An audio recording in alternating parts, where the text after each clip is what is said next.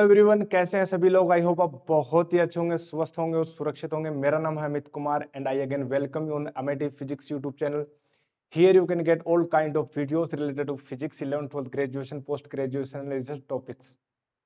तो previous lecture में we have discussed about EMF and the potential difference, and today in this lecture we will discuss about the difference between EMF and potential difference, as well as we will also discuss about the Ohm's law and the resistance resistivity। तो चलिए start करते हैं। इस lecture में हम आपको बताएंगे कि EMF एंड पोटेंशियल डिफरेंस, जैसा कि प्रीवियस लेक्चर में हमने आपको बता दिया था, complete discussion about EMF and the potential difference also. तो आज इस लेक्चर में हम क्या करेंगे, आज इस लेक्चर में हम आपको बताएंगे कि डिफरेंस कैसे कर सकते हैं कि ईएमएफ और पोटेंशियल डिफरेंस में। साथ ही साथ कई बार एग्जाम में आ जाता है कि 3 डिफरेंस बताइए, सिमिलरिटीज क्या है, डिसिमिलरिटीज क्या है, इनमें अंतर कैसे पता करें। दोनों एक तरह से पोटेंशियल डिफरेंस होते हैं, दोनों वर्क डन होते हैं, तो उनमें डिफरेंस कैसे करें वो हम आपको बताएंगे आज। ठीक है, चलिए स्टार्ट करते हैं। और जैसा कि हमने प्रीवियस लेक्चर में आपको बता दिया था कि ईएमएफ जो होता है वो क्या होता है, साथ ही साथ में हमने बैटरी का फंक्शन भी बताया आपको कि बैटरी कैसे परफॉर्म करती है। Battery is a source of EMF, और we can say potential difference कैसे काम करती है बैटरी। जैसे कि प्रीवियस लेक्चर की हम थोड़ी सी बातें डिस्कस करें कि बैटरी की यदि हम बात करें तो बैटरी में 2 इलेक्ट्रोड्स होते हैं, और जब उनके बीच में कुछ रेडॉक्स एंड ऑक्सीडेशन रिएक्शंस होती हैं, ऑक्सीकरण और अपचयन रिएक्शंस होती हैं, ऑक्सीडेशन और रिडक्शन, तो उसमें होता क्या है, रेडॉक्स रिएक्शन। ठीक है, कंप्लीट हम उसको बोलते हैं रेडॉक्स रिएक्शन। तो एक रोड पॉजिटिव हो जाती है, दूसरी रोड नेगेटिव हो जाती है, और जिसमें इनके अंदर होते हैं इलेक्ट्रोलाइट्स।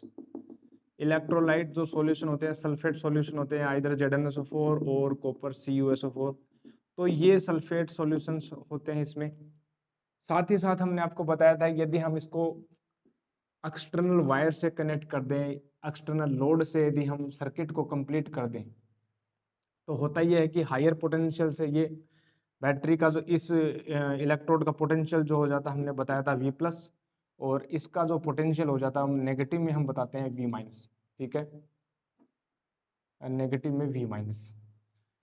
तो हायर पोटेंशियल से लोअर पोटेंशियल की ओर इलेक्ट्रिक करंट फ्लो होती है, और इलेक्ट्रिक करंट मतलब flow of negative charges in the opposite direction of current. या हमने आपको बताया था कि आप इलेक्ट्रिक करंट के डायरेक्शन में पॉजिटिव चार्जेस को भी फ्लो मान सकते हो, positive charges in sense of positron. ठीक है, और अपोजिट डायरेक्शन में इलेक्ट्रॉन्स। ठीक है, तो हम पॉजिटिव चार्ज मान के चलेंगे, पॉजिट्रॉन लेके चलेंगे, इजी हो जाएगा, कन्वीनियंट हो जाएगा। तो ये पॉजिट्रॉन जो है वो फ्लो हो रहे हैं इस प्रकार से। ठीक है, बट हमें सर्किट कंप्लीट करना, तो पॉजिट्रॉन जो है यहाँ से लोअर पोटेंशियल से हायर पोटेंशियल की ओर ट्रेवल कैसे करेगा, नहीं कर पाएगा। क्यों नहीं कर पाएगा, क्योंकि पॉजिटिव से नेगेटिव इलेक्ट्रिक फील्ड इस डायरेक्शन में है। तो हमें क्या करना है, हमें इस पॉजिट्रॉन को in the sense of charge को, पॉजिटिव चार्ज को लोअर पोटेंशियल से हायर पोटेंशियल की ओर लेके आना है। तो ये काम कौन करेगा, ये काम करेगी बैटरी। बैटरी में केमिकल्स रिएक्शन प्रोसीड होती हैं, प्रीवियस लेक्चर में हमने बताया था। तो वो जो केमिकल रिएक्शन है वो एक्सोथर्मिक टाइप की होती है, ऊष्माक्षेपी रिएक्शंस होते हैं। उसके माध्यम से ये जो चार्ज है वो एनर्जी लेगा, और वो ये जो चार्ज है वो एनर्जी लेगा, वो यहाँ से यहाँ तक ट्रेवल कर जाएगा।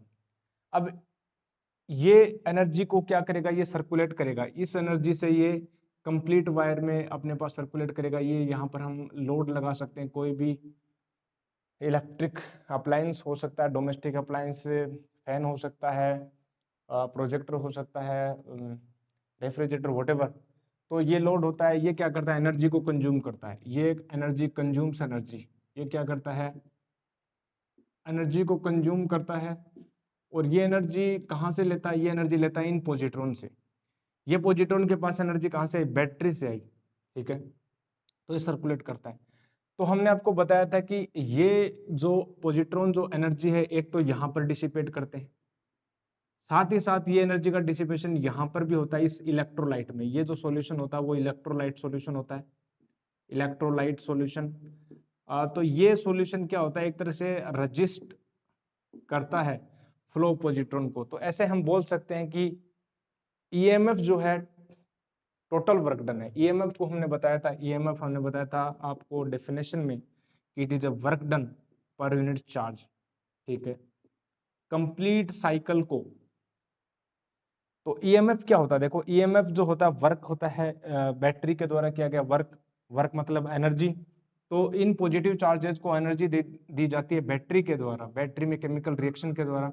वो एनर्जी दो कामों में काम आती है। कौन कौन से दो काम? एक तो यहाँ से लोअर पोटेंशियल से हायर पोटेंशियल में इस इलेक्ट्रोलाइट सॉल्यूशन से ट्रेवल करने के माध्यम से, साथ ही साथ वो एनर्जी यहाँ पर भी डिसिपेट होती है। तो दो माध्यम में वो एनर्जी आती है। ईएमएफ एक तरह से हम एनर्जी बोल सकते हैं, और हमने दो माध्यम आपको बताए थे।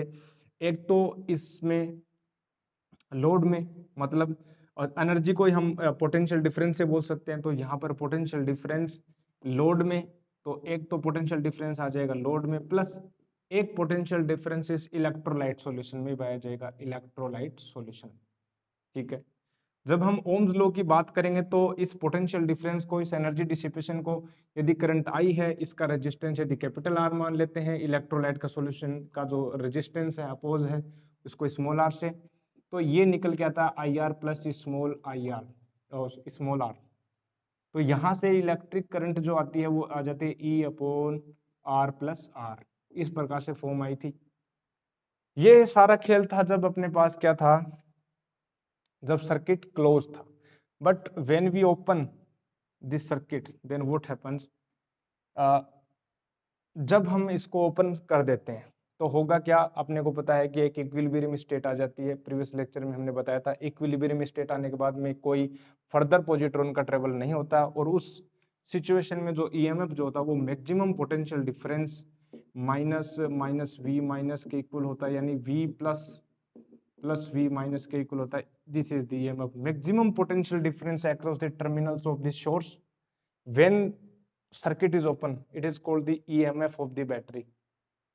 तो ऐसे भी बोल सकते हैं या ऐसे भी बोल सकते हैं। तो EMF इन द सेंस हम ये बोल सकते हैं कि बैटरी के द्वारा प्रोवाइडेड टोटल एनर्जी है, बैटरी के द्वारा प्रोवाइडेड टोटल एनर्जी है, उस एनर्जी से सर्कुलेट करते हैं चार्जेस।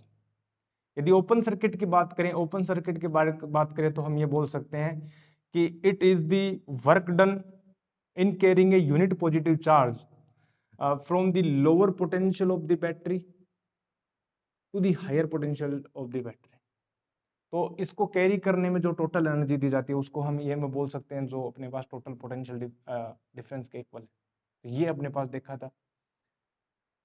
जब क्लोज कर देते हैं तो क्या होता है, क्लोज कर देते हैं तो हमको पता है कि इस पॉजिट्रॉन को, इस पॉजिटिव चार्ज को सारे वायर में सर्कुलेट करना है। तो वायर में सर्कुलेट करना है तो थोड़ी बहुत एनर्जी यहाँ पर डिसिपेट कर देगा, थोड़ी बहुत एनर्जी यहाँ बचेगी, उससे ज्यादा ही बचेगी इससे। जैसे मैं बोलूँ कि ये बैटरी है वो 12 वोल्ट की बैटरी है, हम देखेंगे इसकी यूनिट हम देखेंगे पोटेंशियल डिफरेंस मतलब ईएमएफ की, मतलब जूल पर कुलाम।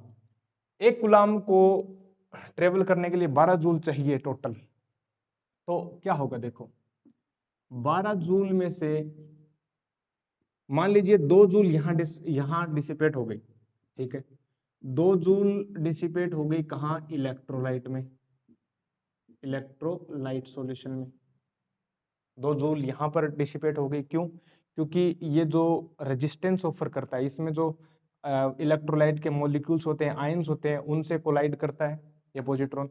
तो वहाँ 2 जूल एनर्जी डिसिपेट हो गई, ठीक है। टोटल इस पॉजिट्रॉन को कितनी एनर्जी मिली थी, टोटल एनर्जी मिली थी 12 जूल, टोटल एनर्जी। और इस टोटल एनर्जी मतलब 12 जूल पर कूलम है, उसी को क्या बोलते हैं, ईएमएफ। इस ईएमएफ में 2 जूल तो यहाँ डिसिपेट हो गई, उसको हमने बताया था वी इलेक्ट्रोलाइट से, पोटेंशियल डिफरेंस एनर्जी यहाँ डिसिपेट हो गई, प्लस 10 जूल डिसिपेट कर दी इसने लोड के ऊपर। तो लोड के लिए हमने बोल दिया यहाँ पर, ये भी एक तरह से एनर्जी है, क्योंकि हमने देखा था कि वर्क डन पर यूनिट चार्ज ही होता है दोनों का एक्सप्रेशन। तो इस प्रकार से हम समझ सकते हैं। तो ये थोड़ा बहुत टच किया है प्रीवियस लेक्चर से। अब हम देखेंगे इनके डिफरेंस क्या है, पोटेंशियल डिफरेंस, पोटेंशियल डिफरेंस और ईएमएफ के बीच में क्या क्या हम इनके बीच में डिफरेंस चेक कर सकते हैं, क्या इनकी डेफिनेशन हम लिख सकते हैं अच्छे से। देखिए टेबल बनाएंगे EMF as well as and potential difference. तो अपने पास एक सेकंड, ओके देखिए अपने पास EMF electromotive force and potential difference, यानी अपने पास होगा ईएमएफ इलेक्ट्रोमोटिव फोर्स ईएमएफ, ठीक है, इलेक्ट्रोमोटिव फोर्स, इलेक्ट्रोमोटिव फोर्स, ठीक है। और हम बोल सकते हैं पोटेंशियल डिफरेंस, इनके बीच में क्या रिलेशन है वो हम देखेंगे जरा।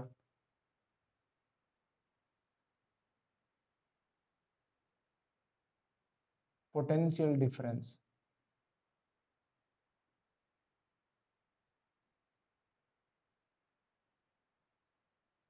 पोटेंशियल डिफरेंस, और यहाँ पर हमने इनके बीच में डिफरेंस करें। तो जैसा कि पहली ओके ऐसा यूनिट नहीं बताई आपको, चलिए इसके बाद में बता देंगे। पहला जो अपने पास हम बोल सकते हैं ईएमएफ के बारे में, electromotive force and potential difference में, देखिए ईएमएफ क्या होता है, बार बार हमने बताया, वापस हम रिपीट करते हैं कि ईएमएफ जो है हम ये बोल सकते हैं कि work done in carrying 1 coulomb charge. यदि सर्किट क्लोज है तो इस सारे सर्किट में फ्लो करवाने के लिए एक राउंड, एक चक्कर को पूरा करवाने के लिए जो वर्क करना पड़ रहा है, जो एनर्जी प्रोवाइड करनी पड़ रही है, वो ईएमएफ है। पोटेंशियल डिफरेंस क्या है, क्लोज सर्किट है तो थोड़ी बहुत एनर्जी जो है इलेक्ट्रोलाइट सॉल्यूशन है वो कंज्यूम कर लेता है, बाद में जो थोड़ी बहुत एनर्जी बचती है बाहर, उसको हम बोल सकते हैं पोटेंशियल डिफरेंस। तो देखिए क्या लिखेंगे, it is the work done, जैसे कि हमें पता है कि ईएमएफ जो है W/Q होता है, यानी वर्क डन पर यूनिट और चार्ज। तो क्या बोल सकते हैं, it is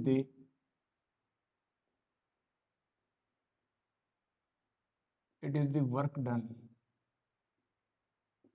it is the work done in carrying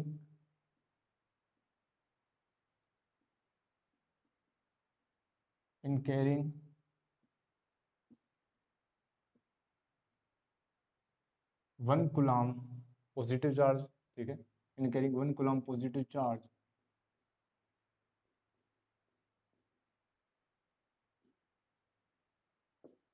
positive charge once round in complete circuit,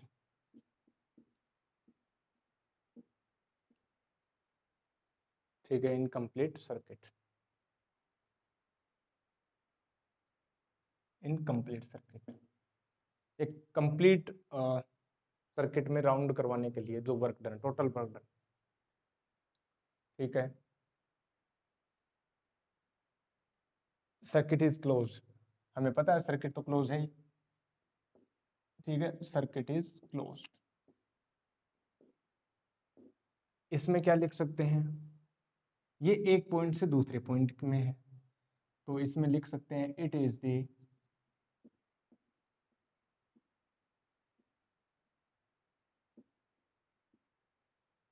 work done in carrying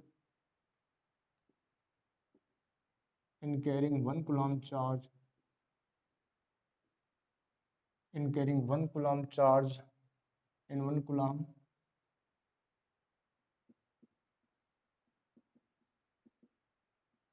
positive charge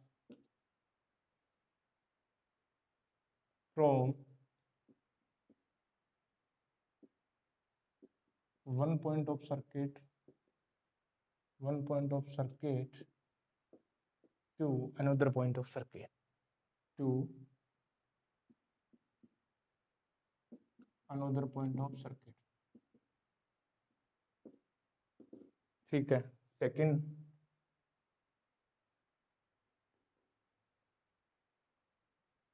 देखिए सेकंड की हम बात करें तो प्रीवियस लेक्चर में हमने आपको बताया था कि जो ईएमएफ है जब कैसे डिफाइन कर सकते हैं, जब ओपन सर्किट हो। ओपन सर्किट हो तो हम डिफाइन कैसे करेंगे? जब ओपन सर्किट हो तो हम ये बोलते हैं कि maximum potential difference, maximum potential difference जब उस सोर्स के टर्मिनल्स के ऊपर जो होता है, जब ओपन सर्किट हो तब हम उस मैक्सिमम पोटेंशियल डिफरेंस को क्या बोल देते हैं? ईएमएफ। दो अपने पास आया था V plus plus V minus, ठीक है। when the circuit is open, when the circuit is open, then the maximum potential difference across the terminals of a source is called the EMF। और potential difference कब आता है? Potential difference तब आता है जब सर्किट क्लोज्ड हो, current flow हो रही हो एक पॉइंट से दूसरे पॉइंट, ऐसे भी बोल सकते हैं। तो डिफरेंस इनमें, ठीक है। ओपन सर्किट की बात करें तब तो क्या बोल सकते हैं? It is the maximum potential difference, it is the maximum potential difference, it is the maximum potential difference। Maximum है जब सर्किट ओपन है, बट रिड्यूस हो जाता है जब सर्किट को क्लोज करते हैं, क्योंकि थोड़ी बहुत एनर्जी इलेक्ट्रोलाइट भी कंज्यूम कर लेता है। बट यदि ओपन सर्किट है तो इक्विलिब्रियम स्टेट आ जाती है, नो एनर्जी कंज्यूम्स। तो it is the maximum potential difference, it is the maximum potential difference, it is the maximum potential difference across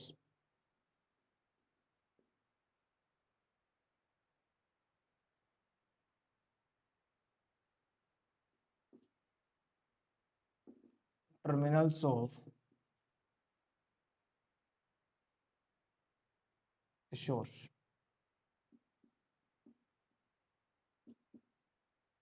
terminals of a source when circuit is open,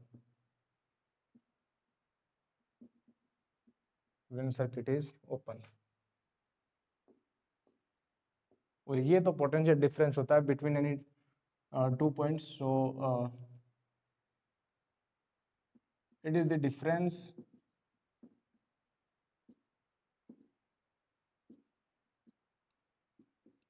it is the difference of potentials, it is the difference of potentials between any 2 points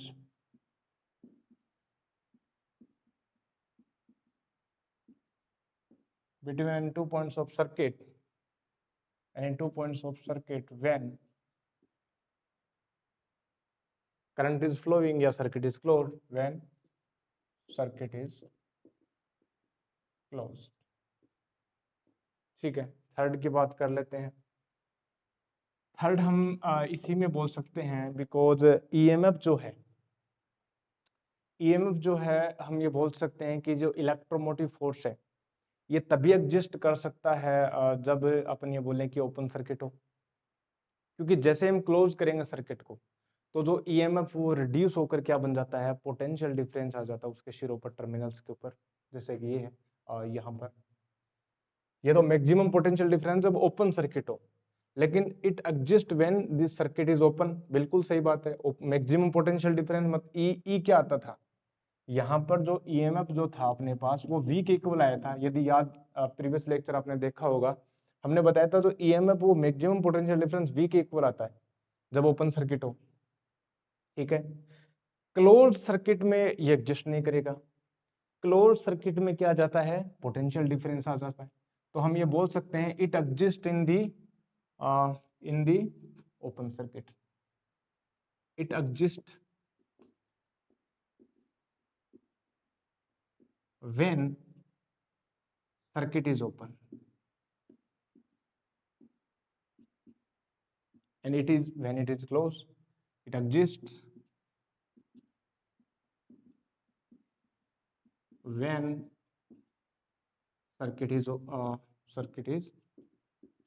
closed या current is flowing. Third, fourth, एक और बात बोल सकते हैं बहुत ही important, EMF जो है हमने बताया, ईएमएफ क्या होता है, total energy provided by the battery, ठीक है। तो टोटल एनर्जी जब प्रोवाइड करेगी बैटरी तो उसे पॉजिट्रॉन जो है, पॉजिटिव चार्जेस है वो सर्कुलेट करने लग जाएंगे, ठीक है। तो हम ये बोल सकते हैं कि ये जो ईएमएफ है उसका जनरेशन कैसे हुआ, बैटरी में केमिकल रिएक्शन से। केमिकल रिएक्शन ने कुछ ऐसी एनर्जी दी जिसके कारण पॉजिट्रॉन चार्जेस थे, पॉजिटिव चार्जेस जो थे बोल सकते हैं, उनके पास इतनी एनर्जी आ गई कि वो लोअर पोटेंशियल से हायर पोटेंशियल की ओर ट्रेवल करके कंप्लीट साइकिल को फॉलो कर सके, ठीक है। तो वो एनर्जी जो है न तो कोई इलेक्ट्रिक फील्ड के कारण आई, न इलेक्ट्रिक चार्जेस के कारण आई, वो जो एनर्जी है वो आई केमिकल रिएक्शन से। तो क्या हम ये बोल सकते हैं कि इसका जनरेशन जो है, इसका जो ओरिजिन है वो नॉन इलेक्ट्रोस्टैटिक ओरिजिन है, बिल्कुल। तो हम ये बोल सकते हैं it has non electrostatic origin, non electrostatic origin. इसका कोई इलेक्ट्रोस्टैटिक ओरिजिन नहीं है। ऐसा नहीं है कि इलेक्ट्रिक फील्ड प्रोड्यूस हुआ तब उसके पास जो है एनर्जी आई, पॉजिट्रॉन के पास जो वर्क जो तभी परफॉर्म हुआ, ऐसा नहीं है। बट इस केस में है। इस केस में कैसे है, देखो बैटरी की बात करें, बैटरी में पॉजिटिव इलेक्ट्रोड्स आ गए थे, ठीक है, सब कुछ क्रियाक्रम हो गया था, ये रजिस्टर लगा दिया था आर। तो पॉजिट्रॉन जो है यहां से यहां ट्रेवल किए किसके कारण, बैटरी की रिएक्शन के कारण, मतलब केमिकल रिएक्शन के कारण। बट जब यहां आ जाते हैं तो इसके टर्मिनल्स के ऊपर क्या आ जाते हैं, पॉजिटिव चार्जेस, और यहाँ पर नेगेटिव चार्जेस, ठीक है। इलेक्ट्रिक फील्ड सेटअप हो जाता है।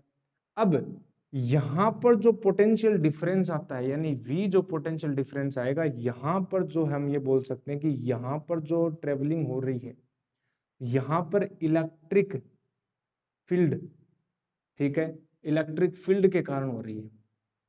क्योंकि अब यहाँ पर जो है इलेक्ट्रोड्स के ऊपर पॉजिटिव चार्ज का अक्यूमुलेशन हो गया, यहाँ पर नेगेटिव चार्ज का अक्यूमुलेशन हो गया। अब यहाँ पर जो पोटेंशियल डिफरेंस जो आएगा, ये जो पोटेंशियल डिफरेंस आएगा वो किसके कारण आएगा, इस इलेक्ट्रोस्टैटिक फील्ड के कारण आ जाएगा। क्योंकि इलेक्ट्रोस्टैटिक फील्ड सेटअप हुआ, ठीक है, इलेक्ट्रोस्टैटिक फील्ड सेटअप हुआ तभी तो पोटेंशियल डिफरेंस आएगा, पोटेंशियल, हायर पोटेंशियल और लोअर पोटेंशियल, पोटेंशियल का डिफरेंस, ठीक है। तो ये हम बोल सकते हैं कि ये हायर पोटेंशियल है, ये लोअर पोटेंशियल है। इन पोटेंशियल का जो डिफरेंस है वो तभी तो क्रिएट हो पाया जब अपने पास क्या था, इनके ऊपर पोटेंशियल आया। और पोटेंशियल डिफरेंस कब, पोटेंशियल डिफरेंस जो है V इज इक्वल टू होगा V plus minus minus V minus, और ये हो जाएगा V plus plus V minus. तो ये पोटेंशियल जो टोटल पोटेंशियल आया, ये किसके कारण आया, इस पॉजिटिव चार्जेज के एक्यूमुलेशन के कारण, नेगेटिव चार्जेज के एक्यूमुलेशन के कारण।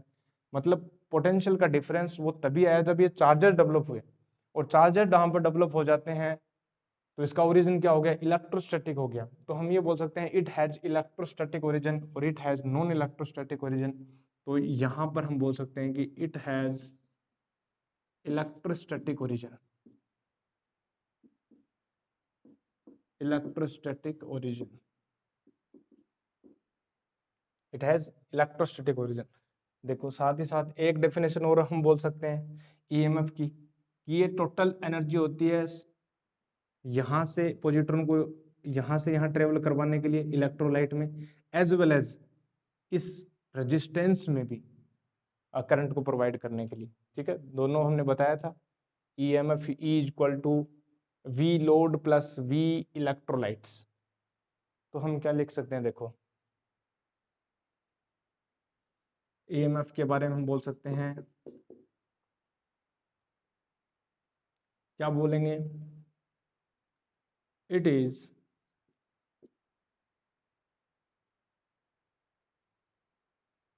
Equal to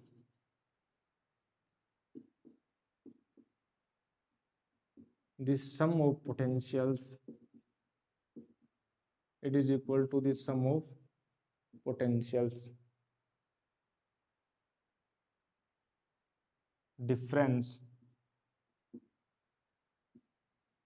it is equal to sum of potential differences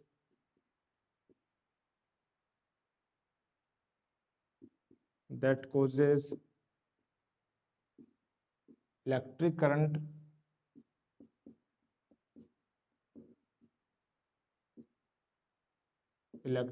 through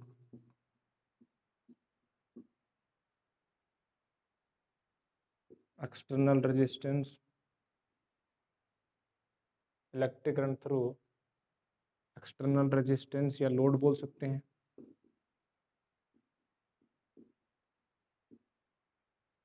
included, ठीक है, एज वेल एज हम बोल सकते हैं that causes electric current through the external resistance as well as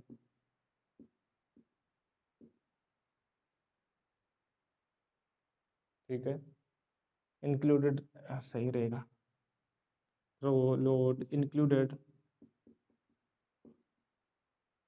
electric current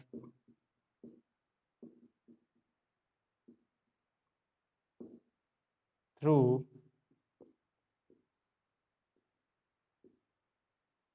battery और सेल बोल सकते हैं, through battery itself,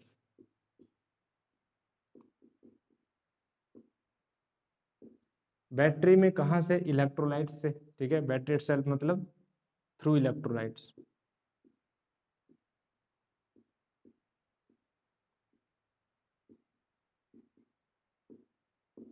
yes.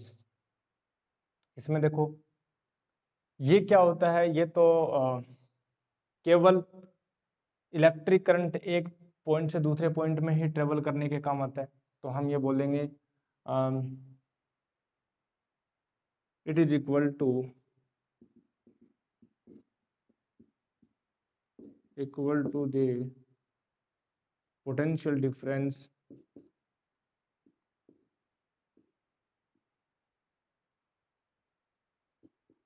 between 2 points of a circuit that causes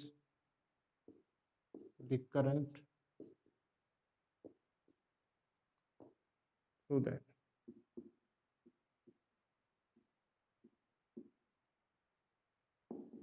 through it, ठीक है, ये हो गया।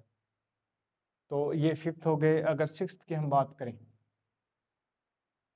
ठीक है, तो पोटेंशियल डिफरेंस हो गया, ये हो गया, ठीक है, ईएमएफ। यदि हम इसकी और भी बात करें तो हम ऐसे लिख सकते हैं, देखो ईएमएफ जो होगा ये तो हो गया लोड में करंट, ठीक है, प्लस यहाँ पर क्या आ जाएगा, इलेक्ट्रोलाइट्स में। तो आगे हम लिखेंगे जब ओम के लॉ को हम डिस्कस करेंगे नेक्स्ट टॉपिक, यानी आईआर, ठीक है, और ये simple V equal to IR हो जाएगा, ठीक है। ये अपने पास देखो आगे भी हम डिस्कस करना चाहें, देखो ये हो गया करंट I, ये हो गया R, ये हो गया V0 यानी V माइनस 0, और यदि हम इसकी बात करना चाहें तो ये हो जाएगा R एज वेल एज यहाँ पर हो जाएगा बैटरी। इसका इंटरनल रेजिस्टेंस को हम बाहर दिखा सकते हैं, यानी R से ये हो जाएगा EMF, इस प्रकार से, ठीक है। आगे और डिस्कस करेंगे इसके बारे में। तो ये हो गया 5 पॉइंट, ठीक है, EMF एंड पोटेंशियल डिफरेंस के बारे में 5 पॉइंट हो गए, ठीक है। और हम बात करें, देखो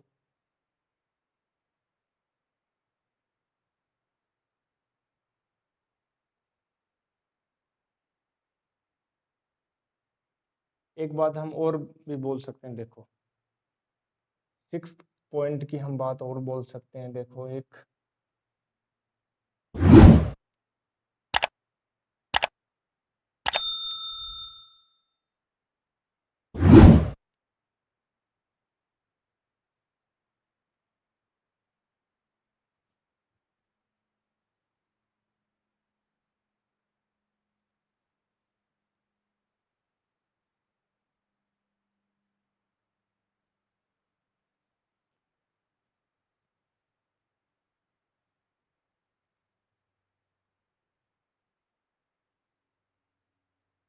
6 पॉइंट जो है अपने पास, देखो EMF के बारे में, जैसा कि हमने बताया, देखो EMF जो है वो होगा V load plus V electrolytes, actual में जो हम पोटेंशियल डिफरेंस की बात करेंगे वो केवल लोड के इस रेजिस्टेंस के अक्रॉस पोटेंशियल डिफरेंस की बात करें। हालांकि पोटेंशियल डिफरेंस तो इलेक्ट्रोलाइट्स का भी है, ये भी है, बट हम बात करेंगे केवल इसकी, मतलब E इक्वल टू हम लिखेंगे V प्लस आई आर। ठीक है, तो V क्या होगा, E माइनस आई आर। तो एक बात हम ये बोल सकते हैं कि ईएमएफ जो है वो पोटेंशियल डिफरेंस से ज्यादा ही होगा। ठीक है, आई आर ऐड हो रहा है तो ज्यादा होगा। फिर हम ऐसे भी बोल सकते हैं कि potential difference always less than the EMF. ठीक है, तो ये बात बोल सकते हैं कि potential EMF is always EMF is always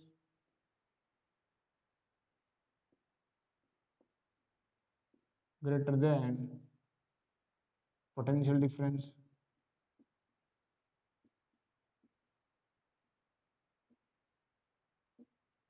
potential difference. ठीक है, इसमें हम क्या बोल सकते, it is always less than the EMF, it is always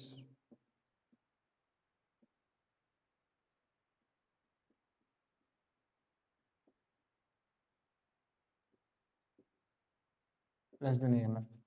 अब ऐसा भी नहीं है कि ये ऑलवेज ही है, लेकिन हमने लिखा दिया क्योंकि हम पढ़ा रहे हैं 12th क्लास, और 12th क्लास में हम यहीं तक लिमिट रख के चलेंगे। ठीक है, हालांकि यदि आप ब्रॉड वे में जाएं तो ऐसा जरूर नहीं है कि v equal to E minus I R या v equal to E plus I R भी हो सकता है। कैसे, देखो, जब मान लीजिए अपने पास क्या है, यहाँ पर ये सेल है, ये रेजिस्टेंस स्मॉल आर, ये ईएमएफ। ठीक है, यहाँ पर यदि आप लोड ने लगाकर एक बैटरी लगा दो और वो बड़ी बैटरी है, ठीक है, बड़ी बैटरी लगा दी। अब बड़ी बैटरी लगाने के बाद में इसके टर्मिनल्स पर मान लीजिए पोटेंशियल डिफरेंस कितना है, V आया, V आता भी है बिल्कुल। तो करंट कैसे फ्लो होगी, अब की बार ऐसे फ्लो होगी। करंट इस प्रकार से क्यों फ्लो हुई, क्योंकि ये हायर पोटेंशियल है। ठीक है, और ये यहाँ पर लो पड़ जाएगा। हम मान रहे हैं कि इसकी ये जो है इसका पोटेंशियल, इसका ईएमएफ ज्यादा है। ठीक है, तो क्या होगा, यदि हम किरचॉफ आगे पढ़ेंगे, किरचॉफ लॉ और किरचॉफ रूल्स जितने भी हैं, बट यदि हम यहाँ पर देखें तो करंट ऐसे फ्लो हो रही है, आई ऐसे करंट फ्लो हो रही है इस प्रकार से। तो ये जितनी एनर्जी प्रोवाइड कर रहा है पॉजिट्रॉन को, ये एनर्जी अब कहाँ कहाँ डिस्ट्रीब्यूट होगी, कहाँ कहाँ बटेगी।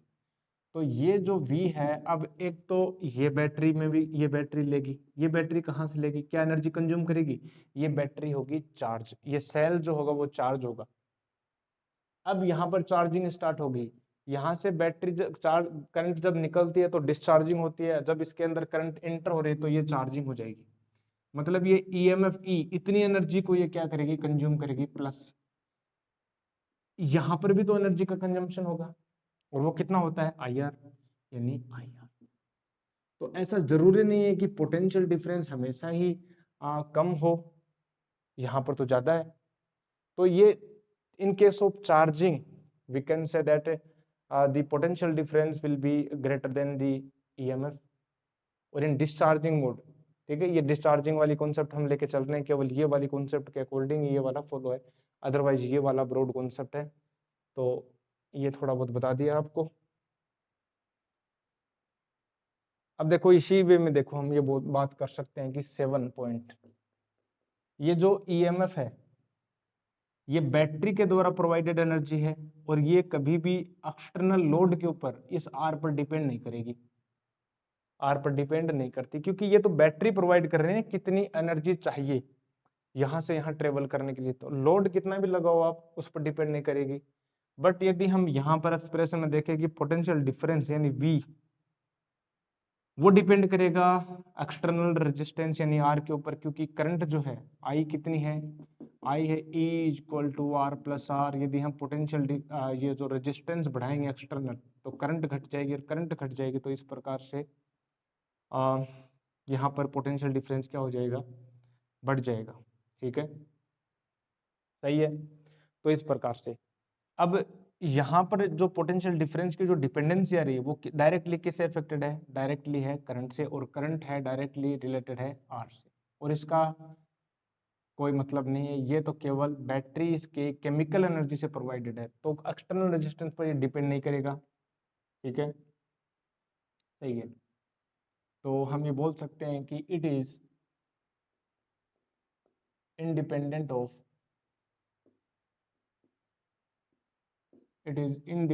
ऑफ लोड रेजिस्टेंस या एक्सटर्नल रेजिस्टेंस, लोड रेजिस्टेंस। ठीक है,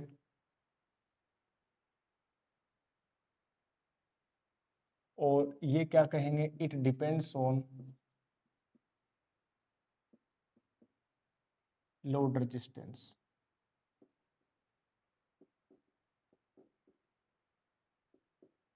ठीक है, तो अपने पास हो गए 7 पॉइंट। और हम बोल सकते हैं कि जो पोटेंशियल डिफरेंस जो कॉन्सेप्ट है वो क्या है, वो ईएमएफ से जनरेटेड है।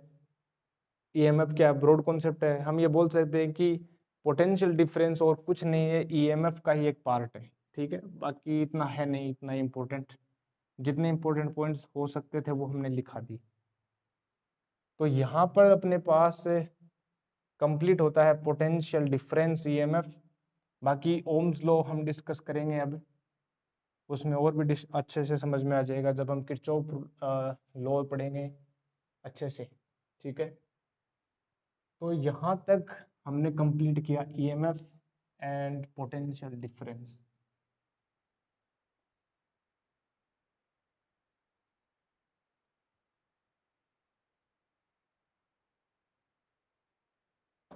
ठीक है, तो यहाँ हमारा कंप्लीट हुआ discussion all about the EMF and the potential difference and the electric current as well as.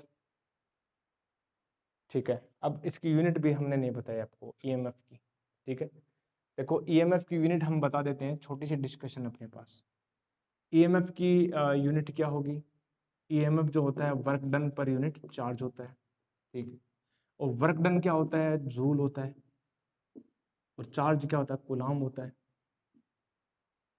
ठीक है, तो क्यू ई। ठीक है, अब जूल पर कूलाम को हमने बोल दिया वोल्ट, जूल पर कूलाम को हमने क्या बोल दिया, वोल्ट। तो 1 वोल्ट जो है वो हम उसको लिख सकते हैं 1 जूल अपॉन 1 कूलाम। ठीक है, मतलब 1 कूलाम चार्ज को लोअर पोटेंशियल से हायर पोटेंशियल की तरफ लाने में यदि बैटरी 1 जूल कार्य करती है तो उस बैटरी का ईएमएफ कितना होगा, 1 वोल्ट होगा। ठीक है, ऐसा यूनिट क्या हो जाएगी, वोल्ट हो जाएगी। छोटा सा डिस्कशन था। ठीक है, लिख लेंगे। अब हम आगे चलते हैं, 1 वोल्ट की अपने पास डेफिनेशन भी बना लेंगे। तो now we will discuss about the Ohm's law. Very current electricity का वेरी कोर टॉपिक है, ओम्स लॉ हुआ, किरचॉफ लॉ हुआ, इसी पर अपने पास क्या होते हैं, ये बेस्ड होते हैं करंट इलेक्ट्रिसिटी सारी की सारी। इलेक्ट्रिक करंट में Ohm's law and Kirchhoff law. ठीक है, केवीएल एंड केसीएल। तो चलिए हम डिस्कशन में लेते हैं ओम्स लॉ, जहां तक जितना भी पॉसिबल हो अपने पास। एक second, let me check out. Okay, so discussion करेंगे ओम्स लॉ की। Ohm's law,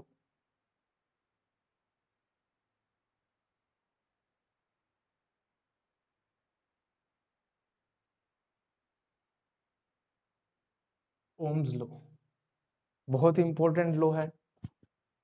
George Simon Ohm, ठीक है, एक फिजिसिस्ट थे। उन्होंने क्या किया, एक रिलेशनशिप दिया।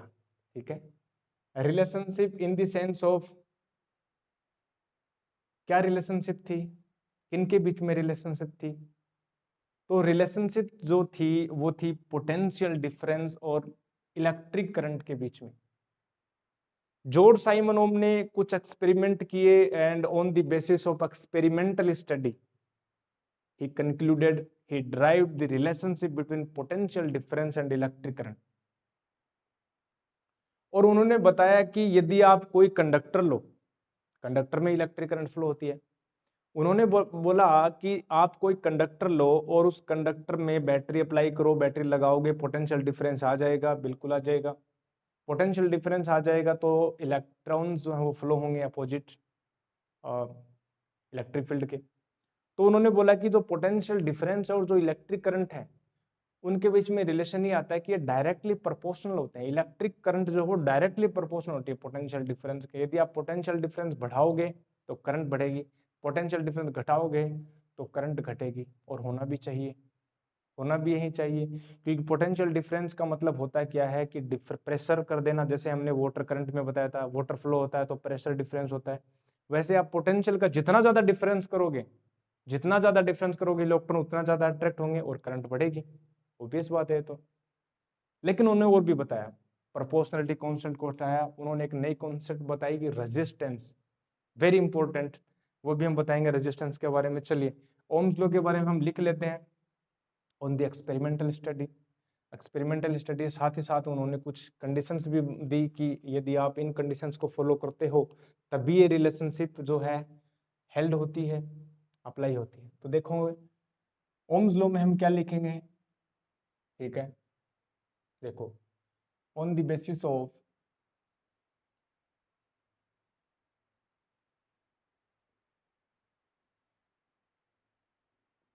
on the basis of experimental study, on the basis of experimental study, on the basis of experimental study, George Simon Ohm,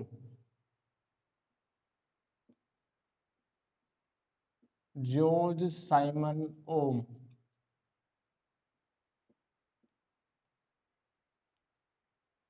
derived a relationship,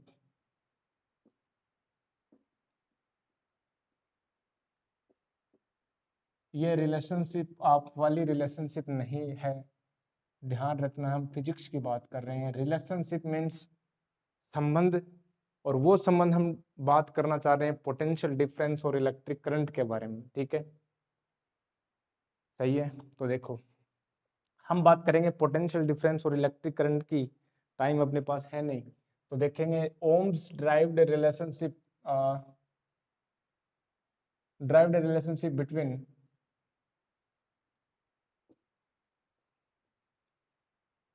potential difference and electric current, between potential difference, between potential difference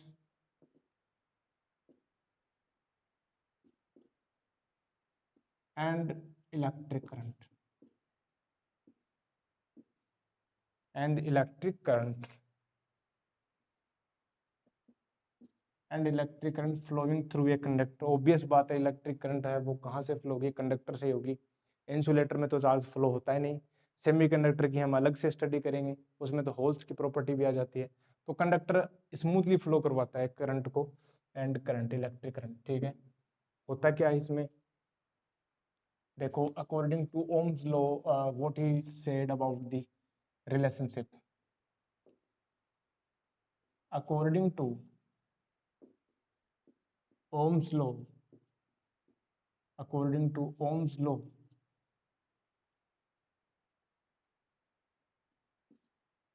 the flowing current, the flowing current in a conductor, in a conductor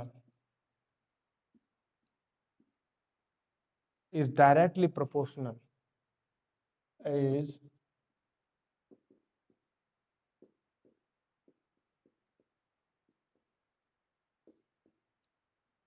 directly proportional to the applied, to the applied potential difference, to the applied potential difference, to the applied potential difference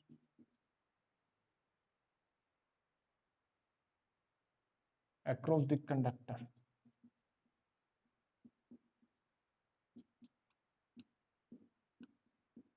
लेकिन एक बात और बताई थी उन्होंने कि conditions होनी चाहिए flow, provided that, provided, if हम बोल सकते हैं condition provided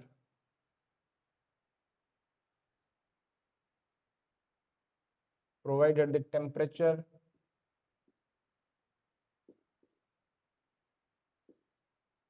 temperature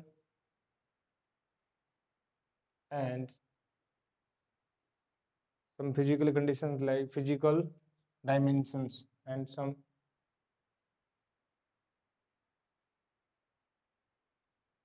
physical conditions,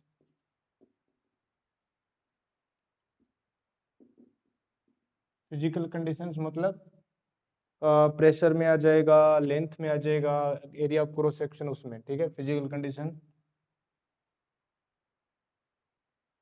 are not change,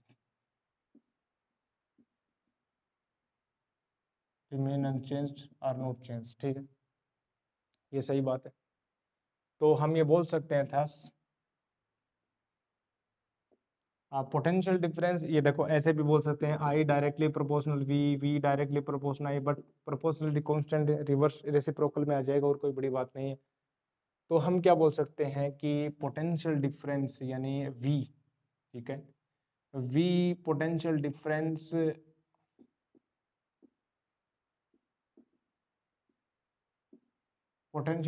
directly proportional to the current in a conductor. तो हम ये बोल सकते हैं कि V डायरेक्टली प्रोपोर्शनल I, ठीक है। ये यहाँ पर अपने पास इसका ओम्स लॉ है, कंडीशन हमने बता दी साथ साथ में। या जब प्रोपोर्शनलिटी कांस्टेंट को हटाते हैं तब अपने पास V equal to proportionality constant R आता है, जिसको हम बोलते हैं रेसिस्टेंस ऑफ द कंडक्टर। देखो क्या होता है हियर, प्रोपोर्शनलिटी कांस्टेंट क्या बताता है here, R is proportionality constant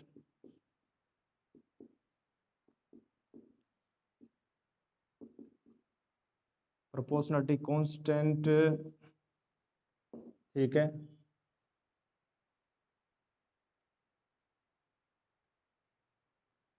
that is independent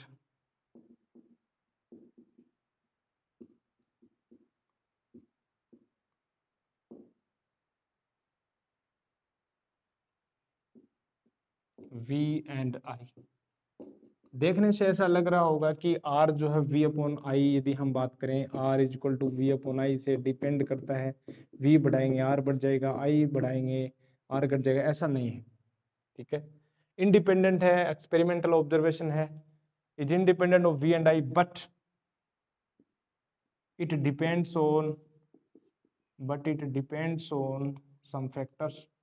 it depends on, देखो किस पर डिपेंड करता है, नेचर ऑफ मटेरियल पर डिपेंड करता है। It depends on nature of material को, किस टाइप के मटेरियल में आप करंट को फ्लो करवा रहे हो, nature of material. It depends on temperature, it depends on pressure of the atmosphere, it depends on temperature, physical dimensions, मतलब temperature, physical dimensions,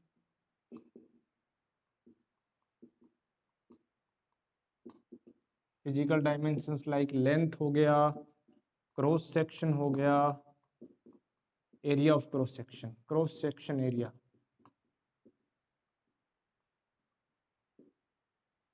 physical dimensions, ठीक है, nature of matter, temperature, physical dimension, area, ठीक है, इस पर depend करता है। तो रेजिस्टेंस की हम बात कर ही लेते हैं अभी। यहाँ पर अपने पास होता है ओम्स लॉ का डिस्कशन कंप्लीटेड। साथ ही साथ देखो हम एक ग्राफ भी बना सकते हैं इसमें, ठीक है। यदि हम ये बोलें कि ये जो कंडीशंस हैं उसको फिक्स कर दिया जाए, आप किसी एक पर्टिकुलर कंडक्टर को चूज कर लो, मान लीजिए आपने कॉपर को चूज कर लिया, और आपने टेम्परेचर को फिक्स कर दिया, नेचर ऑफ मटेरियल आपने ले लिया, कॉपर ले लिया, साथ ही साथ में फिजिकल डायमेंशन, उसकी लेंथ चेंज नहीं हो रही है, area of cross section change नहीं हो रहा है, तो क्या होगा, रेजिस्टेंस चेंज होगा नहीं, बिल्कुल नहीं चेंज होगा, V upon I, resistance change होगा नहीं, ठीक है।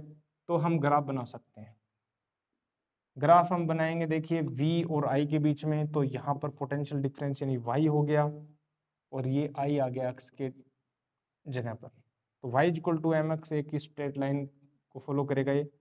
और यदि हम इसकी स्लोप की बात करें, ठीक है, यहाँ पर यदि हम बात करें छोटा सा, यदि हम बात करें, ये तो हो गया अपने पास आई हो गया, ये एंगल थीटा। स्लोप हम बात करते हैं मैथमेटिक्स में m equal to tan theta equal to Y upon X यानी v अपॉन आई, और ये v अपॉन आई क्या होगा, r हो जाएगा। तो स्लोप क्या हो जाएगी इसकी, r हो जाएगी। यदि हम रिवर्स करें i और v की बात करें, यहाँ पर आपने ले लिया i हो गया, यहाँ पर v हो गया, तो अब की बात देखो y equal to M X, यहाँ पर हो गया y, i हो गया, v अपॉन r हो गया। तो अब की बात जो है यहाँ पर हो गया, ये हो गया y और ये हो गया x, यानी m equal to one upon R, यानी स्ट्रेट तो अभी भी आएगा बट इसका स्लोप है वो वन अपॉन आर हो जाएगा, ठीक है। वन अपॉन आर आ जाएगा कम, इसकी स्लोप हो जाएगी कम, इस प्रकार से। तो हमने बोल दिया कि यहाँ पर हो जाएगा theta m equal to tan theta dash बोल दो, ठीक है, और वो कितना हो जाएगा, वन अपॉन आर, कुछ इस प्रकार से। तो ये अपने पास ओम्स लो है। तो V equal to I R, जैसा कि हमने EMF और पोटेंशियल डिफरेंस में आपको बताया था कि ये जो पोटेंशियल डिफरेंस है वो होता कुछ नहीं है, बस उसमें करंट फ्लोइंग और R का क्या कर दो, मल्टीप्लीकेशन कर दो। जैसा कि आप देख सकते हो कि जो R है वो अपोजिशन को रिप्रेजेंट करता है, कितना अपोज करती है इलेक्ट्रिक करंट को वो मटेरियल। चलिए हम डिस्कशन कर ही लेते हैं रेजिस्टेंस के ऊपर, ठीक है, नोट करेंगे पहले इसको।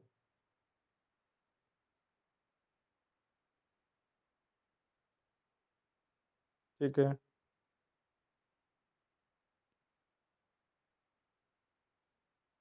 ओके,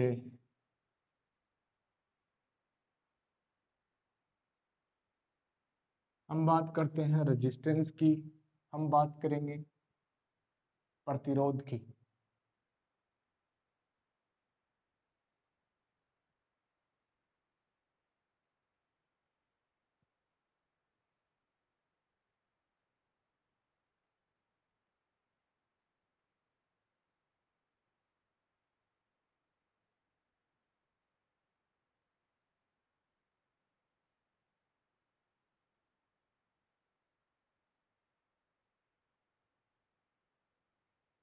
हम बात करेंगे रेजिस्टेंस की, छोटा सा टॉपिक है resistance.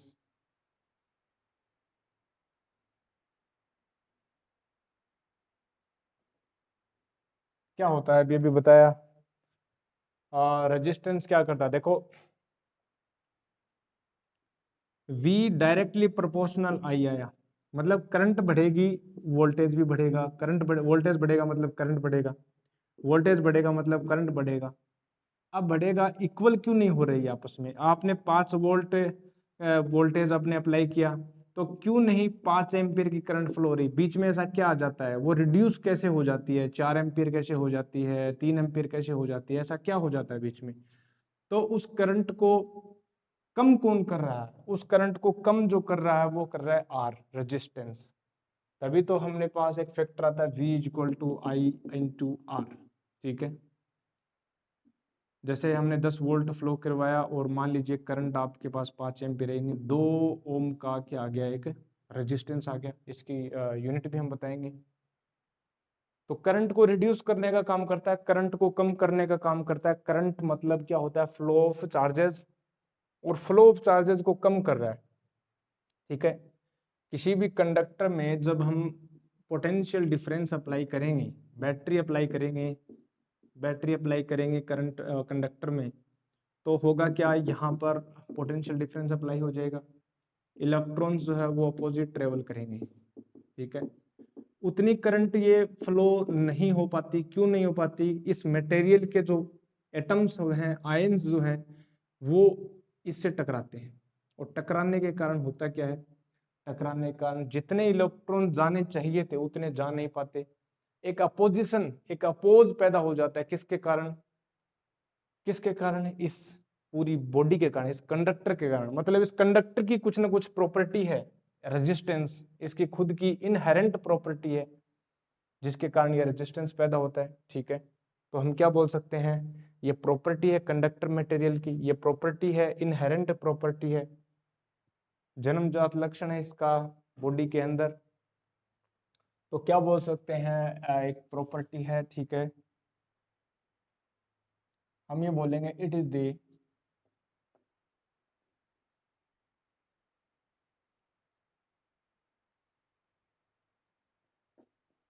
resistance is the property of any material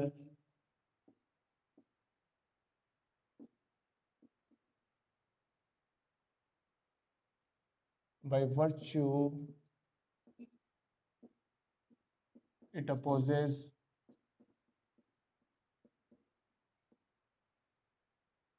flow of charges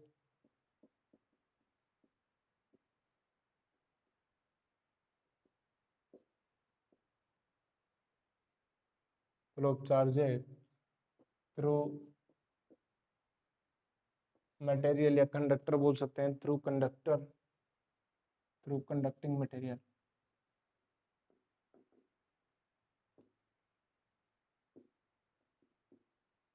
through conducting material, ठीक है।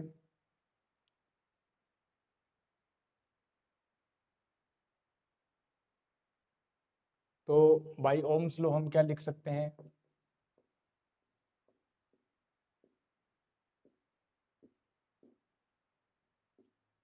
R इज इक्वल टू क्या होगा, V अपॉन I, ठीक है। यदि हम ऐसा यूनिट की बात करें, क्या होगी अपने पास ऐसा unit, R is equal to V की जो यूनिट होती है वो हमने बताई अभी अभी वोल्ट, और करंट की जो हमने बताई वो हो गई एम्पियर। और वोल्ट पर एम्पियर को ही जॉर्ज साइमन ओम के रेस्पेक्ट में, जॉर्ज साइमन ओम के आदर में, हमने इसका जो नाम है वोल्ट पर एम्पियर को ही हमने बोल दिया ओम्स, ठीक है। सिंबॉलिक रिप्रेजेंटेशन करें तो वन, और हम ये बोलें कि ओम जो है वो हो जाएगा वोल्ट पर एम्पियर। तो 1 ओम क्या है, 1 ओम रेजिस्टेंस क्या है, डेफिनेशन में हम लिखें, ठीक है। when we apply 1 volt potential difference across any conductor, and then the flowing current is 1 ampere, then the resistance offered by that conductor or that material will be 1 ohm, ठीक है। इसकी डेफिनेशन हम लिख सकते हैं, 1 ओम की डेफिनेशन, आशा करता हूँ आप लिखेंगे 1 ओम की डेफिनेशन। यहाँ पर क्या लिखेंगे, when the we apply 1 volt potential difference across any conductor and the flowing current is 1 ampere, then the resistance offered by that conductor or by that material will be 1 ohm, ठीक है। ये हो गया अपने पास रेजिस्टेंस। अब देखेंगे resistance की एक खास बात, हमने बताया था कि रेजिस्टेंस डिपेंड नहीं करता वोल्टेज के ऊपर और पोटेंशियल डिफरेंस के ऊपर और करंट के ऊपर, तो किस पर डिपेंड करता है, हमने बताया टेम्परेचर पर डिपेंड करता है, फिजिकल डायमेंशन जैसे लेंथ हुआ, क्रॉस सेक्शन एरिया हो गया, ठीक है, और नेचर ऑफ मटेरियल इस पर भी डिपेंड करता है। तो चलिए डिस्कशन में लेते हैं कि फैक्टर्स क्या क्या हैं जिनके ऊपर रेजिस्टेंस जो डिपेंड करता है, ठीक है। तो इसको हम इरेज करेंगे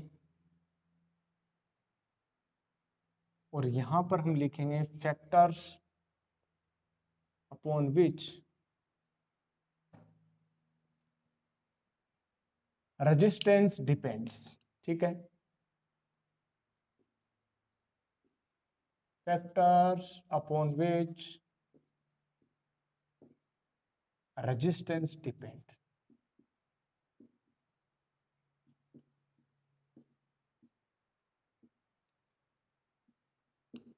किन किन पर डिपेंड करता है भाई, ये देखेंगे आप। पहला फैक्टर हमने बताया टेम्परेचर, टेम्परेचर की बात भी हम बाद में करेंगे क्योंकि एक बहुत अलग से टॉपिक है टेम्परेचर वेरिएशन, ठीक है। टेम्परेचर वेरिएशन के करने के कारण रेजिस्टेंस में कैसे वेरी होता है वो हम बाद में डिस्कशन में लेंगे, लेकिन पहले हम बात करते हैं फिजिकल डायमेंशंस की, मतलब लेंथ की। तो पहला जो फैक्टर है लेंथ है, वो क्या है, ठीक है। जो रेजिस्टेंस है वो वोल्टेज, पोटेंशियल डिफरेंस और इलेक्ट्रिक करंट पर डिपेंड नहीं करता, बट ये डिपेंड करता है नेचर ऑफ मटेरियल पर, और टेम्परेचर पर डिपेंड करता है, और फिजिकल डायमेंशन मतलब उस कंडक्टर की लेंथ क्या है, क्रॉस सेक्शन एरिया क्या है। तो लेंथ पर कैसे डिपेंड करता है, यदि हम लेंथ पर डायरेक्ट हम बात करें तो हम ये बोल सकते हैं resistance is directly proportional to the length of the conductor, ठीक है। Resistance of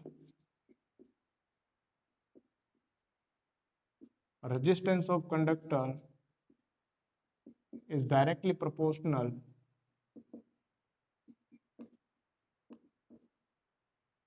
is directly proportional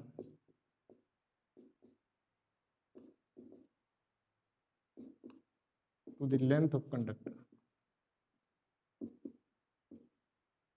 the length of conductor, that is we can say are directly proportional at first. Second thing हम बात कर सकते हैं area of cross section, area of cross section.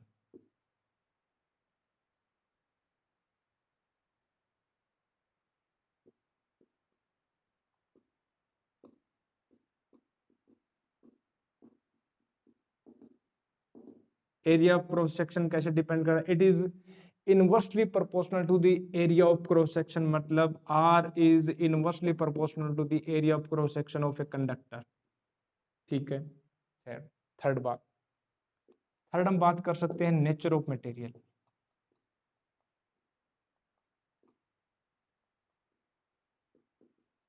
कुछ material ऐसे होते हैं जो इजी पाथ प्रोवाइड करते हैं इलेक्ट्रिक करंट को। जैसे हम अच्छे गुड कंडक्टर की बात करें तो चांदी है, सिल्वर जो है वो अपने आप में बहुत ही बढ़िया गुड कंडक्टर होता है। कॉपर भी गुड कंडक्टर होता है। उसके बाद में अपने पास नाइक्रोम है। जैसे हम एक एग्जांपल दें कि नाइक्रोम जो है, नाइक्रोम मटेरियल है, नाइक्रोम जो वायर है उसमें यदि हम करंट फ्लो करवाएं, ठीक है, बाकी सब फिक्स रखें, बाकी सबको फिक्स कर दो, लेंथ को फिक्स कर दो, एरिया ऑफ क्रॉस सेक्शन को फिक्स कर दो, टेम्परेचर को फिक्स कर दो, और नेचर ऑफ मटेरियल को वेरिएशन दो। यदि हम नाइक्रोम वायर लें और एक कॉपर वायर लें तो नाइक्रोम वायर में रेजिस्टेंस वो ज्यादा ऑफर होगा, approximate 60 times of copper wire. तो रेजिस्टेंस ज्यादा ऑफर कौन करेगा, नाइक्रोम वायर। और कॉपर वायर जो इतना रेजिस्टेंस ऑफर करता नहीं है, गुड कंडक्टर होता है। तो नेचर ऑफ मटेरियल पर इनहेरेंट प्रॉपर्टी होती है, नेचर ऑफ मटेरियल होते हैं। चांदी कम ऑफर करता है रेजिस्टेंस को, तो ऐसे बोल सकते हैं। तो नेचर ऑफ मटेरियल में हम क्या लिखेंगे, ऑब्वियसली है तो it depends on the what kind of material you are taking, it depends on, ठीक है, it's also depends on the type of on the type of conductor what you are taking, ठीक है।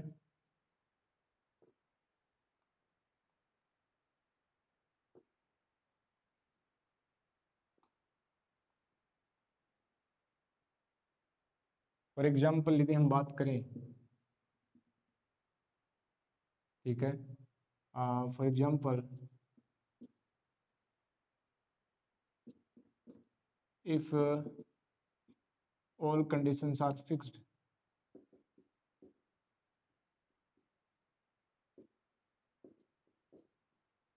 all conditions are fixed, then nichrome wire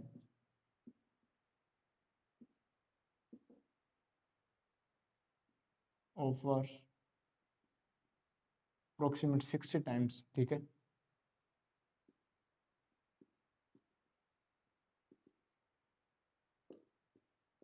60 times resistance to the copper wire,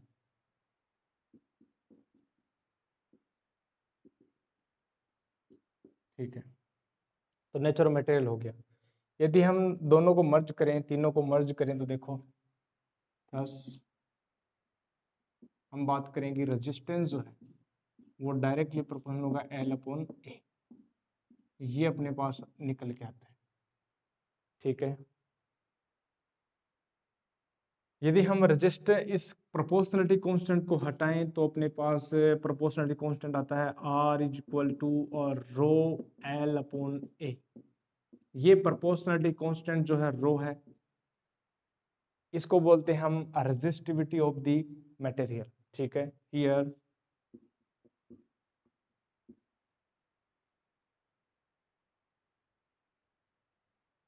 ठीक है, रो is the proportionality constant,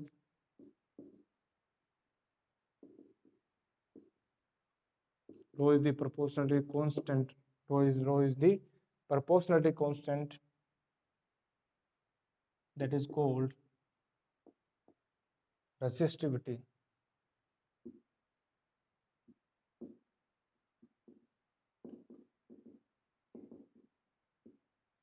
Resistivity of conductor. Resistivity of conductor.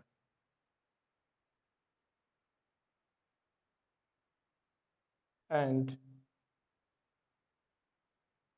आगे देखें resistivity की बात, हम बात एक साथ साथ ही कर लेते हैं। ठीक है, तो देखो रेसिस्टिविटी क्या होती है। रेसिस्टिविटी जो है depends on temperature and nature of material and nature of material. It doesn't depend on the length and cross section area.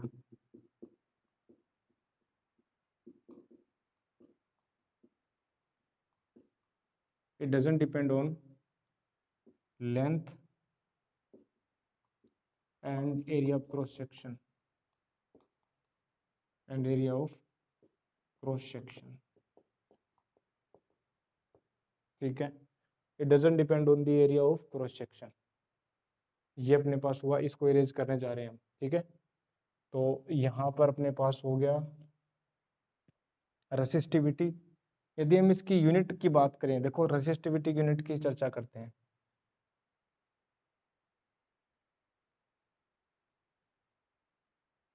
ठीक है, तो हम बात करें यूनिट ऑफ रेसिस्टिविटी, यानी हम बात करें चूंकि रो जो है वो हो गया RA/L, तो यूनिट ऑफ, ठीक है, SI यूनिट जो है, यूनिट ऑफ रो जो होगा वो होगा अपने पास, देखो रेजिस्टेंस की जो यूनिट है वो हो गई ओम। ठीक है, और इसकी होगी एरिया की जो होगी वो हो जाएगी मीटर स्क्वायर, और लेंथ की हो जाएगी मीटर, यानी मीटर से मीटर कैंसिल आउट, और ओम मीटर। ठीक है, यदि हम सिंबॉलिक रिप्रेजेंटेशन दें तो हम बोल सकते हैं कि रेजिस्टिविटी हम बोलें तो ये हो गया ओम मीटर। ठीक है, हालांकि रेजिस्टिविटी को जो है, ठीक है, स्पेसिफिक रेजिस्टेंस भी बोलते हैं। ठीक है, तो हम ये बोल सकते हैं रेजिस्टिविटी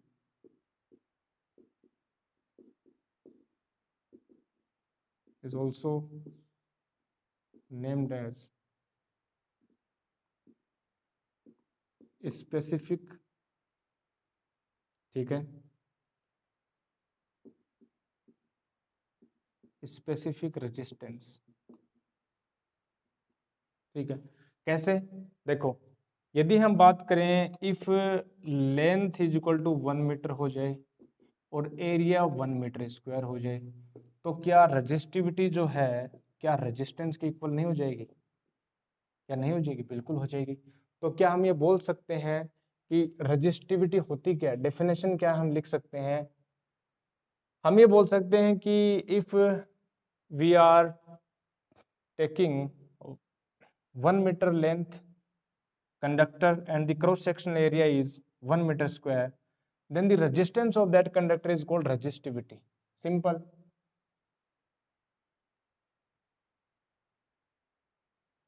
Thus हम ये बोल सकते हैं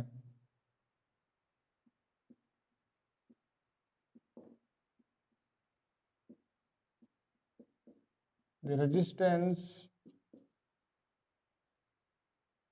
offered by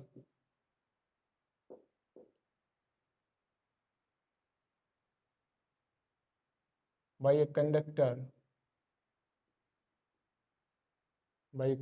of unit length and unit area of cross section. Unit area of cross section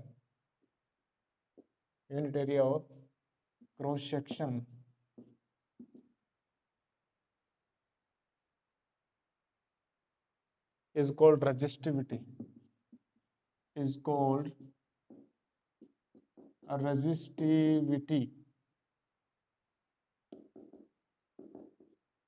Of that conductor.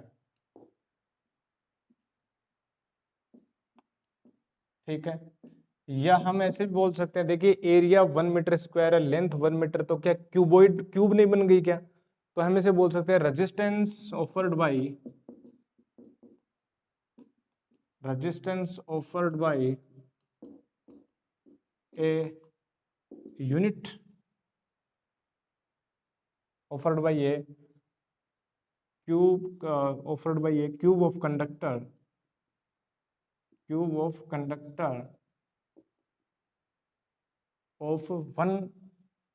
unit volume ऐसे बोल सकते हैं, बात एक ही है।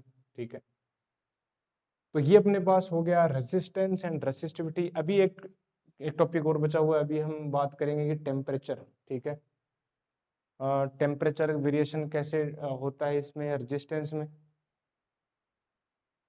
ठीक है, बट वो हम डिस्कशन लेंगे नेक्स्ट लेक्चर में। ठीक है, तो आज के लिए हमने इतना ही पढ़ा। हमने आपको बताया कि डिफरेंस क्या होता है, ईएमएफ एंड पोटेंशियल डिफरेंस के बारे में। फिर हमने बताया आपको ओम्स लॉ के बारे में। फिर उसमें निकल के आ गया रेजिस्टेंस एंड रेसिस्टिविटी, तो वो हमने बताया। ठीक है, तो आगे हम चर्चा करेंगे लेक्चर नंबर 4 में। तब तक के लिए क्या करना है, तब तक के लिए नोट्स बनाना है और इसको रिवीजन करना है, और फिर हम इसके ऊपर क्वेश्चंस लेके आएंगे अच्छे अच्छे। ठीक है, तो आज के लिए हम इतना ही रखते हैं, बाकी हम मिलेंगे आपको इसमें नेक्स्ट लेक्चर में। तब तक के लिए क्या करना है, stay healthy, stay happy and keep taking liquid diet. I will meet you in next lecture. तब तक के लिए थैंक यू वेरी मच।